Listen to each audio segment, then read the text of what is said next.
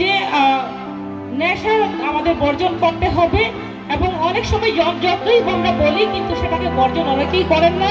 পাশাপাশি বিভিন্ন সময়ে যদি কোনো ধরনের ড্রাগস থেকে শুরু করে কোনো ধরনের নেশা সামগ্রী পাচার হতে দেখা যায়, কারা যুক্ত রয়েছেন সেটা যদি জানা যায় অবশ্যই আপনার ইনফরমেশন দেবেন, যাতে সেটাকে সমাধান করা যায়, যাতে নেশামুক্ত করা যায়। কেননা একটা দেশকে, একটা রাজ্যকে, একটা সোসাইটিকে উন্নয়ন করতে হলে কিন্তু আমাদের নেশামুক্ত হবে। নেশামুক্ত যদি আমরা করতে না পারি তাহলে কিন্তু উন্নয়নের একটা বড় বাধা হয়ে দাঁড়াবে। তার জন্য আমাদের প্রত্যেকেই নেশামুক্ত হতে হবে।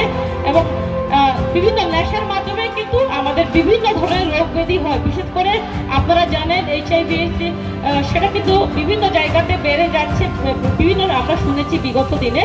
তো তার জন্য সেটাকে কন্ট্রোল করার জন্য আমাদের এগিয়ে যাওয়া, সমাজকে এগিয়ে নিয়ে যাওয়ার জন্য, রাজ্যকে এগিয়ে নিয়ে জন্য, উন্নয়নের দিকে আরো যাতে অগ্রগতি আমরা দ্রুত গতিতে করতে পারি, এটুকু বলে আপনাদের কাছে এটুকু আহ্বান রেখে